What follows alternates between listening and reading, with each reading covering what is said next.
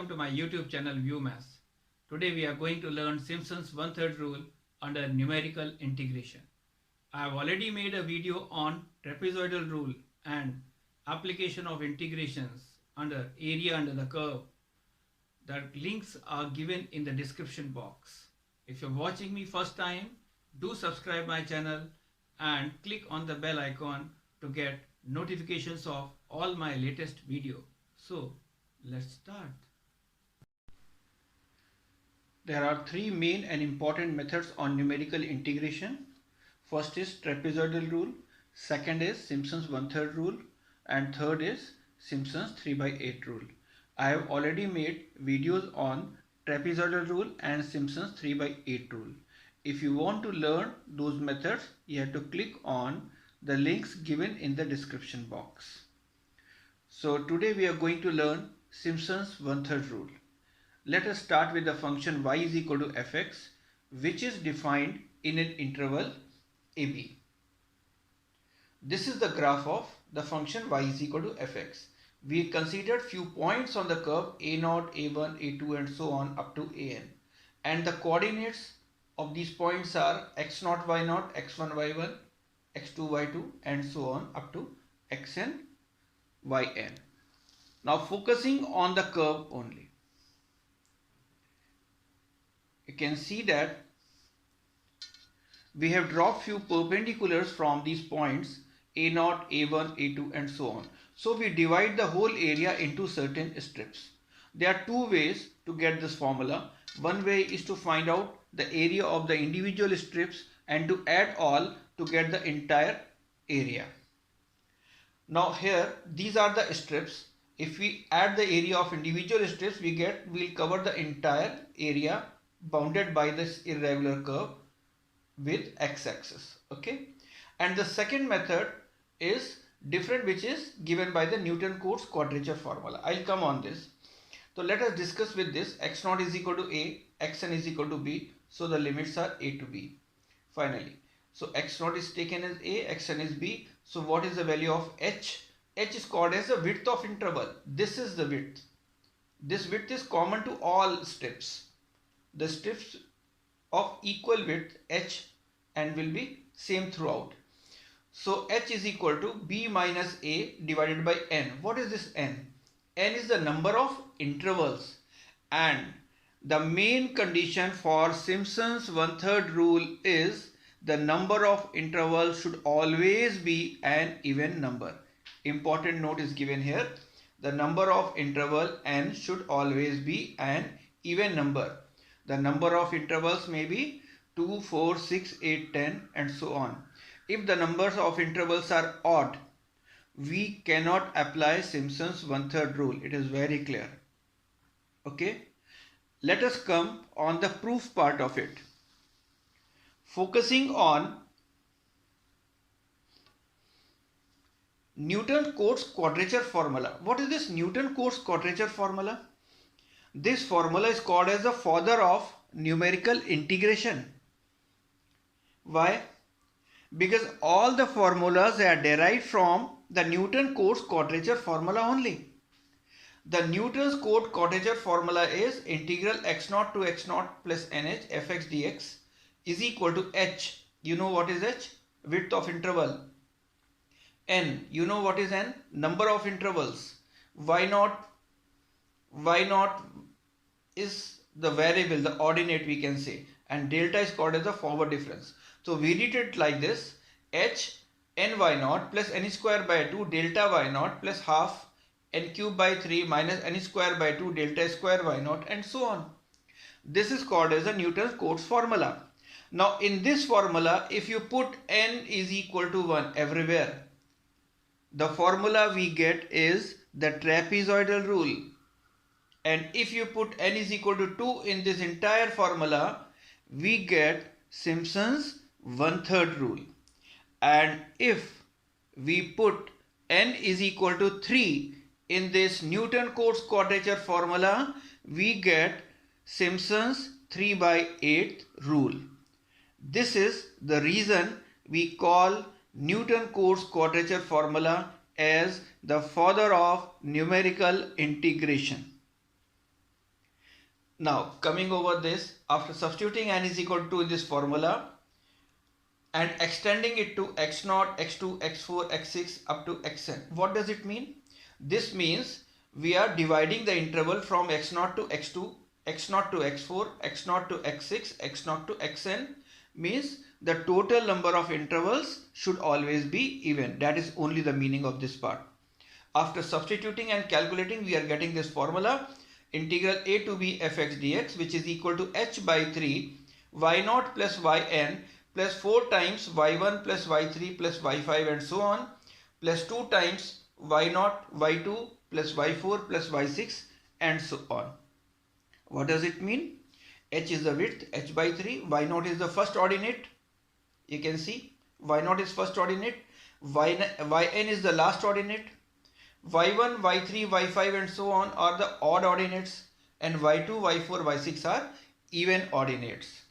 So formula can also be remembered in this way, h by 3 x, x means extreme, the lowest and the highest, y0 plus yn, x plus 2 times e means even, so 2 times sum of all even ordinates, plus 4 o means odd, so 4 times all odd ordinates, sum of all odd ordinates. This way we can remember. Now if you are a degree engineering student, you have to focus on the Newton course formula and the proof. But if you are a diploma student or a class 12 student and want to learn Simpson's 1/3 rule, then there is absolutely no need to focus on the proof. You can directly focus on this formula, remember the formula, and to know how to apply the formula in the problems. There are mainly two types of problems. In the first type, we can see that the computation table is given in the problem to evaluate the function. The computation table is already given in the problem, so you have to pick up the values and to put it in the formula. The second type, where the computation table is not given and you have to prepare a computation table and before evaluating integral a to b fx dx. So computation table is not given. We have to prepare a computation table with the help of the lower limits, upper limits, and to dividing into the number of intervals n. After the table is prepared, we can apply the formula in it. So there are two types of problems. Coming over the uses, you can see the uses of Simpson's 1/3 rule. What is the first use? It is used to calculate the area under the irregular curves. So there are certain irregular curves. So we can find out the, for example, I give an example. If you go, you can see the river. The river has a different depth at the different level. So if you can see the cross section of it, it will be an irregular curve. It is an undefined curve. Now, how can you find the area under this curve? So area under this curve will be calculated by dividing into number of strips and using any of this numerical integration formula. We can use any of the formulas. Okay. The second use is the method is used to evaluate complicated functions. The method is used to evaluate complicated functions under integration which does not have well-defined algorithm. There are certain complicated functions which are not taught under any methods of integration, and it is absolutely not possible to integrate those functions. Then we find their numerical value, and always remember one thing, the value we are getting through numerical integration is always an approximate value. It is never an exact value, but we are very close to the exact value of it. So if the well-defined algorithm, the methods are not applicable in one particular kind of functions for integration, then we can use numerical integrations, any of the three methods. And third, it is mainly used in the research work. When you do the research, we have a number of variables. Variables are quite more in number. Then the function generated is quite complicated and it is not easy to integrate by the well-defined methods. There we are using these numerical integration methods.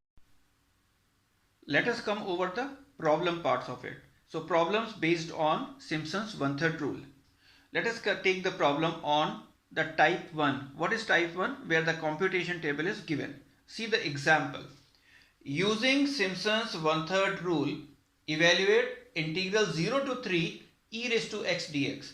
And the table is given to you. This is computation table. The values of x at the various level of x, the function e raised to x carry the values as given here. Okay. So this computation table is to be used to evaluate the integral 0 to 3 e raised to x dx. Let us focus on the solution. We are writing the same computation table here. Same table is written here. Then we simply mark the first ordinate. These are the ordinates. The values of e raised to x are the ordinates. Let this be marked as a y0. Next is y1, y2, y3, y4, and we continue till end. So the last ordinate is y6. Now we have to count the number of intervals because we have to check whether the number of intervals are even or not. If number of intervals are even, then only we can apply Simpson's 1/3 rule. How to calculate the interval? Let us put your finger or a pen between the two values. This is one interval. Second, third, fourth, fifth, and this is 6. So total number of intervals are 6. For generating 6 intervals, the number of values of x should be 7. One number more. 1, 2, 3, 4, 5, 6, 7. So if 7 values are given, then intervals will be 6. Okay. So n is equal to 6. What is a and b? A is the lower limit, b is the upper limit. In the integration, you have seen that a is equal to 0 and b is equal to 3. Because it is integral 0 to 3 e raised to x dx. Okay. So what is the value of h? H is given as 3 minus 0. B is equal to 3, A is equal to 0, N is equal to 6, and the value is 0.5. This is what we can check in the computation table also. What is the difference between the two values? 0.5 minus 0, 0.5. 1 minus 0.5, 0.5. 1.5 minus 1, 0.5. So 0.5 is same throughout. And this is what we are getting the value of h. So we are on the right path. This is what we can check. Okay. Now n is equal to 6. It is even. So Simpson's rule can be applied. How do we apply Simpson's 1/3 rule? Let us focus on this part. Okay. So integral 0 to 3 e raised to x dx is equal to h by 3. Now apply the Simpson's 1/3 rule in a customized way. So how many ordinates are there? y0 to y6. So y0 will be the first and y6 will be the last. So extreme ordinates will be y0 and y6. So start with y0 plus y6 plus 4 times sum of odd ordinates. How many odd ordinates are there? y1, y3 and y5. Plus 2 times sum of even ordinates. Even ordinates are y2 and y4. Okay. Now the values are given here. You can see the values are given here. What is y0? 1. y1 1.65, y2 2.72. These values will be substituted in the formula here. We can substitute these values here, the same values. So after substituting the values, what we are getting? H is equal to 0.5 divided by 3. Values are substituted and you can calculate it using calculator, and we are getting the answer 19.09. So integral 0 to 3 e raised to x dx is equal to 19.09. Remember, this is an approximate value. This is not the exact value. But this is the answer for this problem. Let us discuss the problem on the type 2. What is type 2? When computation table is not given in the problem, then you have to construct the computation table first and then you have to evaluate the integral. See the example. Calculate integral 2 to 10 dx upon 1 plus x up to 4 decimal places by dividing the range into 8 equal intervals by using Simpson's 1/3 rule. So here they are given one integral, and also they are also given the number of intervals should be 8. Okay, so let us start. So what is the function here? In this integral, the function is 1 upon 1 plus x. Dx is the operator, integral operator. So we have the function 1 upon 1 plus x. What is the value of a? 2. What is the value of b? 10, upper limit. So what will be h? 10 minus 2 divided by 8, n, the number of intervals. We are calculating here, focusing on the solution. We can see this is a function h is equal to b minus a upon n, 10 minus 2 upon 8, so 8 upon 8 becomes 1. So that means the spacing between the x should be 1. So first ordinate is at x is equal to 2, then 2 plus 1 3, 3 plus 1 4, and continue till 10. We have to check whether number of intervals are 8 or not. Count, putting the pen between the two values of x. This is one interval, 2, 3, 4, 5, 6, 7 and 8. So 8 intervals are there. Let us substitute x is equal to 2. Now I am teaching you how to construct a computation table. So once the values of x are fixed, let us substitute the value of x is equal to 2 in this function. Here x is equal to 2. So what is f2? f2 will be equal to 1 upon 1 plus 2. So 1 plus 2 is 3. 1 upon 3 is 0.333. This is the value of function. Now put x is equal to 3. So 3 plus 1 is 4. 1 upon 4 is 0.25. Then x is equal to 4. 1 upon 1 plus 4. 1 upon 5, that is 0.2. And same way we are substituting the value of x in this function and calculating the values of function y. The y is calculated this way. So after all values are obtained, we construct the computation table. Once computation table is ready, just mark the ordinates as y0, y1, y2, y3, y4, y5, y6, y7 and y8.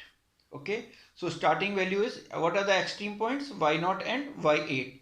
What are the odd values? y1, y3, y5 and y7. What are the even values? Here y2, y4 and y6, not y8. y8 is already taken in the extreme value.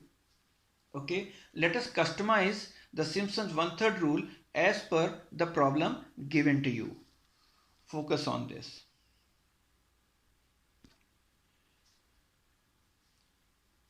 So function is 1 upon 1 plus x, integral 2 to 10 dx upon 1 plus x, which is equal to h by 3. Extreme y0 plus y8 plus 4 times odd. So y1 plus y3 plus y5 plus y7. 2 times even are y2 plus y4 plus y6 only. Then we'll substitute these values of y0 to y8, all ordinates here, and calculate using calculator, and the answer becomes 1.2994. So we can write integral 2 to 10 dx upon 1 plus x is equal to 1.2994. This way we can calculate. Hope you understand both the types of problems. If you understand it, do subscribe the channel. Dear students, Simpson's 1/3 rule is explained with the help of examples. I hope you would have understood the concept and the method very well. If so, do share and like the videos. Stay connected. Thanks for watching.